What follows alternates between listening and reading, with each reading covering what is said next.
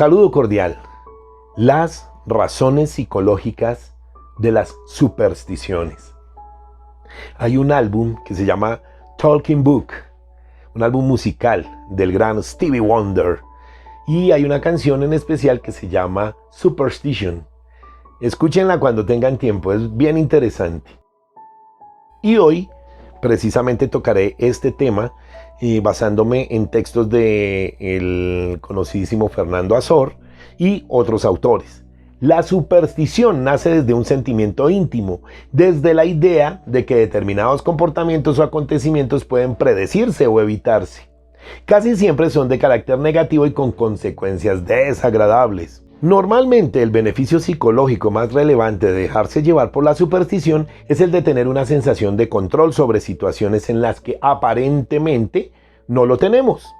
Nos produce una sensación de alivio. Si soy muy aficionado a un equipo y decido ponerme la camiseta de la buena suerte para ir al campo, consigo con esta conducta encontrar relación de causa-efecto y quizás descubra que gracias a ello el equipo ganó. Claro que derivado de este proceso surge otro muy interesante, la parcialización de la realidad. Es fácil desear que algo sea cierto y en función de eso buscar y encontrar datos que lo confirmen. En el ejemplo de la camiseta, si el equipo no ganó fue porque no la había lavado después del último partido o incluso por lo contrario, por haberla lavado siendo que la última vez sí hubo una victoria. De todas formas, este ejemplo no representa del todo bien temores graves. Si empezamos a hablar del miedo a suspender un examen importante, a quedarse sin trabajo o por supuesto a una enfermedad grave, la superstición es mucho más probable. Una persona que está esperando los resultados de una resonancia para descartar un posible diagnóstico de cáncer puede encontrar en conductas como la ayuda a los demás una manera de intentar no ser castigado por la providencia, el destino o por un Dios con lo que más teme. Dicho esto, hay que valorar entonces que la superstición es finalmente un mecanismo de defensa para hacer frente a sensaciones de malestar que pueden ser muy útil a la hora de darnos fuerzas para luchar por una meta. Cuando se hace demasiado frecuente o cuando es el único recurso para estar bien, es cuando alcanza su carácter más patológico. Puede acabar generando más malestar y alerta que calma y tranquilidad. ¿Es posible dejar de pensar? Darle mucho espacio a la superstición es finalmente no tener el control de las cosas, justo lo que se quiere evitar al utilizarla inicialmente. Otra cara de la superstición es la de las profecías autocumplidas. Como se me cruzó un gato negro, hoy va a ser un día mal. Si esa posibilidad agobia, es frecuente estar muy atento a posibles malas experiencias, favoreciendo que pueda precipitarse precisamente por el propio temor hacia ellas. Si la superstición es compartida por más personas del entorno, puede darse un nuevo efecto, el de etiquetar a una persona como la que favorece que se repitan determinados hechos negativos. Es decir, colgarle el San Benito de que es un gafe, que es desafortunado o que su presencia se considera que acarrea mala suerte a los demás. A modo de conclusión podríamos decir que las personas con mayor inseguridad o con mayor necesidad de certezas, personas con tendencia a la obesidad, por ejemplo, serán más propensas a algún tipo de superstición, con lo bueno y lo malo que esto conlleva. ¿Por qué será entonces que somos supersticiosos? Si partimos desde el punto de vista psicológico del análisis individual, quizás podamos entender mejor los aspectos sociológicos de la superstición. Una sociedad es más supersticiosa cuantas más amenazas a su seguridad y tranquilidad sientan sus componentes. La sensación de no saber si algo malo pasará favorece la búsqueda tranquila. La superstición aumenta en la medida en la que se busca en el entorno factores que ayuden a predecir qué es lo que va a ocurrir. Si se me cae el salero, puede hacer que no me salga el trabajo que me han prometido. Si paso por debajo de esa escalera de mano, a lo mejor me pasa algo malo hoy. Después de todo, si alguien se siente inseguro o amenazado y tan solo con echarse la sal por encima a los hombros. En el mundo existen toda una serie de creencias y supersticiones que son pasadas de generación en generación y que son adaptadas con el paso del tiempo según la cultura o las ideologías de la sociedad. Nuestro país, Colombia, por años ha tenido una gran cantidad de agüeros con los que se afirma que al hacer o dejar de hacer determinadas actividades, la mala suerte en diferentes ámbitos de la vida podría llegar. Pongamos algunos ejemplos. Esto es bien interesante. El Cerro de Monserrate. Este lugar turístico ubicado en la ciudad de Bogotá carga con una superstición en la que se afirma que cuando las parejas suben juntas allí mientras todavía se encuentran en la etapa de noviazgo, arruinan su relación y por ende nunca van a llegar a casarse. Mascotas versus malas energías. Al parecer los animales han sido percibidos como una especie de escudo contra las malas energías, por lo cual cuando mueren de una manera repentina es una señal de que lucharon contra un ente del mal para proteger a su familia. Otro agüero tradicional, los espejos. Esta es una de las supersticiones que comparten con el resto del mundo, afirmando que al romper un espejo la persona se somete a 7 años de mala suerte. No obstante, hay una forma de cortar el efecto: el azúcar. Se dice que si coges los pedazos, los introduces en una bolsa llena de azúcar y la botas lejos de tu hogar, nada te pasará. Hay otra, la de barrer los pies. Lo que parece ser algo completamente normal tiene un efecto de fondo, pues se cree que al barrer los pies de una persona se le condena a quedarse soltero o soltera de por vida, pues se le quita toda la suerte en el amor. Otro importante, las mariposas negras. Aquellas mariposas negras o de color oscuro que tienen un gran tamaño son consideradas de mal augurio, pues podrían anunciar el fallecimiento de una persona muy cercana. Otro podría ser las maletas en el suelo. Probablemente muchos estarán acostumbrados a dejar su morral o su bolso en el suelo, pero la creencia popular es que esto hará que comiences a tener problemas económicos, problemas de dinero. Las bebidas alcohólicas. Hay 2 supersticiones en especial que aplican para cualquier tipo de licor. La primera es el traguito por las ánimas, en el cual al abrir la botella se debe regar el primer trago al suelo ofreciéndolo a las almas del purgatorio. El segundo es al momento de brindar, pues es necesario mantener la mirada en los ojos del otro, pues de no ser así, podrían llegar 7 años de mala suerte en la intimidad. Bueno, habrá muchísimas más.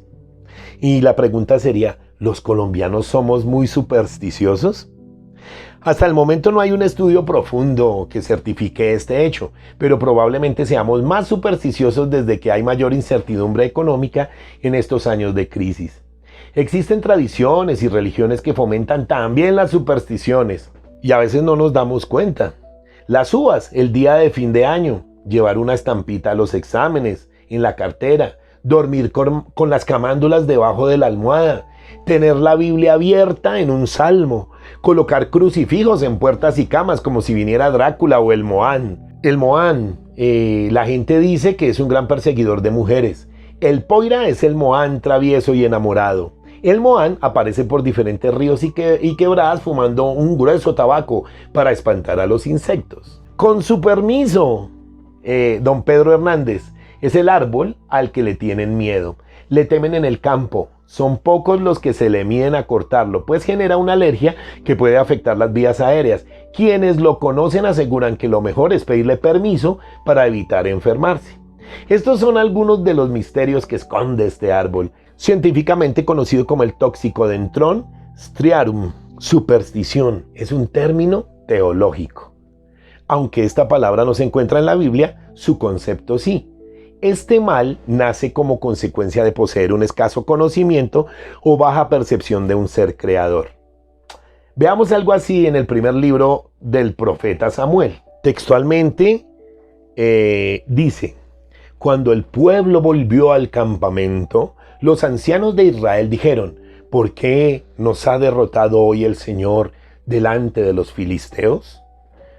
Tomemos con nosotros de Silo el arca del pacto del Señor, para que vaya en medio de nosotros y nos libre del poder de nuestros enemigos. Eso está en 1 Samuel 4:3, si no estoy mal. Imaginaron que no tener el arca causó la derrota. ¿Castiga a Dios por eso? Pues no, actuaron con superstición, usaron el arca a su juicio, sin la garantía de su fe. Hay personas que toman las cosas de Dios según sus juicios y conveniencias personales. Una Biblia en la sala, congregarse en una iglesia o decir yo declaro, no te va a traer el favor de Dios. La superstición nace cuando las verdades divinas son recibidas y aplicadas por un corazón no regenerado. Es decir, se otorga valor o poder sobrenatural a aquellas cosas que no tienen ese poder. La Biblia lo llama idolatría. Ojo con esto. Un idólatra imagina que Dios se agrada de lo que le agrada a él mismo. Tomemos con nosotros de Silo el arca del pacto del Señor para que vaya en medio de nosotros, como lo dije hace un momentico. Estos hombres hicieron una mala interpretación de la bondad divina. Pensaron, si nos agrada a nosotros, pues tendrá que agradarle al Señor. La superstición nace de una incorrecta interpretación. Es una idea religiosa sin apoyo bíblico. La superstición entonces es un mal uso de la imaginación. Se ha agudizado el fenómeno de la pareidolia, donde se percibe un rostro o una figura humana o un animal en lugares de los más insospechados. Por ejemplo, hay algunas personas demasiado religiosas. Ven imágenes religiosas, el rostro de Cristo, la Virgen María o incluso el demonio en cualquier parte, una pared, una tostada, la suela de un zapato. Los amigos de las teorías de la conspiración, los que intentan encontrar una respuesta, la mayoría de veces ilógica, a fenómenos sobrenaturales, paranormales o relacionados con turbios asuntos políticos o militares. También hay vigilantes de la moral que se dedican a buscar dibujos de carácter sexual subliminalmente camuflados en las películas de la factoría Disney. Se sigue estudiando el por qué nuestro cerebro detecta esos objetos, rostros o figuras donde tan solo hay una sombra, una mancha de grasa o una nube y donde en realidad no hay nada. Es curioso comprobar cómo muchas personas supersticiosas que no son capaces de distinguir las cosas a simple vista, si se les estimula indicándoles cómo y dónde se encuentra la figura, pueden llegar a sugestionarse y ver algo que realmente no está o no ven. Cabe destacar a las personas que han asegurado que el rostro de Jesucristo se les ha aparecido en una tostada mientras estaban desayunando, o los que dicen distinguir la silueta del diablo entre el humo que salía durante los atentados del 11 de abril en el World Trade Center. Otros aseguran que han visto la imagen de Elvis Presley sobreviviendo en una discoteca. ¿Por qué seremos tan supersticiosos? Definitivamente nuestro entorno social y cultural influye como modelo del que aprendemos este tipo de conductas. El que una persona sea más temerosa y necesite tener la sensación de control, eso también influye. Por último, el que la persona haya conseguido un beneficio o evitar algo malo tras utilizar estas conductas, refuerza el que siga utilizándolas e incluso el que busque nuevas supersticiones. ¿De qué creemos que nos puede proteger creer en ciertas supersticiones? Pues de todo aquello que temamos y que necesitemos de una u otra manera controlar. ¿Qué tipología de personas acostumbran entonces a ser más supersticiosas? Vamos a mirar ese perfil. Las personas con características fóbicas y de tipo obsesivo y controlador, inclusive las bipolares. Estas tipologías tienden más fácilmente a buscar patrones a su alrededor. Buscan saber que determinada acción tiene determinados efectos, que hablar de tener cáncer es la causa, produce el que acabemos teniéndolo, la consecuencia. ¿Qué consecuencias puede llegar a tener para una persona ser extremadamente supersticiosa? La principal consecuencia es la de que buscando sentirse segura y capaz de controlar sus miedos, acabe precipitando lo contrario. Verse permanentemente amenazada por la cantidad de cosas que pueden pasar. Una persona supersticiosa acaba desplegando infinidad de rituales con el fin de evitar que ocurran, pero se puede convertir en una máquina de detectar peligros a los que hay que aplicar un antídoto. La persona finalmente termina siendo rechazada porque se convierte en ave de mal augurio. Tiene una alta capacidad imaginativa. Unos pocos consejos. El primer consejo para el supersticioso o supersticiosa que no quiere seguir siéndolo es: sea racional. Permítase ver qué es lo que ocurre cuando no realiza un ritual para librarse de su temor. Empieza por algo pequeño, verás que lo que haces no determina lo que ocurre. La superstición se alimenta de la falta de pruebas. Y muchos dicen, es que hay que verlo con los ojos divinos, con los ojos de la providencia. Es lo que Dios quiere. Segundo, enfréntate a tus miedos, no te dejes llevar por amenazas de inseguridad. La vida está plagada de situaciones que no podemos controlar. La mayoría no son terribles ni tienen consecuencias graves. Otro consejillo, Anota en un papel qué temes que ocurra. Después anota al lado qué ocurrió. Verás que no es fácil acertar. Serán muchas las situaciones temidas y pocas las que se hacen realidad. Es necesario mitigar este estado en función de la afectación que tengan las personas. En los casos leves, la persona es consciente de lo irracional de su creencia. Por norma general, su vida cotidiana no se ve afectada por esa superstición y por tanto no es necesaria ninguna intervención psicológica. En todo caso, lo que uno debe hacer para modificar conductas o creencias supersticiosas debe ser preguntarse qué datos objetivos existen que avalen esa creencia o que nos indiquen que si tenemos esos comportamientos supersticiosos vayamos a tener los resultados deseados.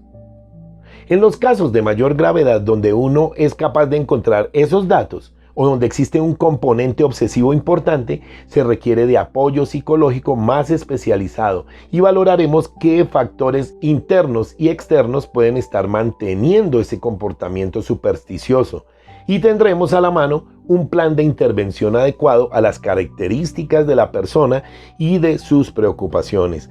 Muchas gracias por escuchar este corto video. No olvides visitar a tu psicólogo de confianza.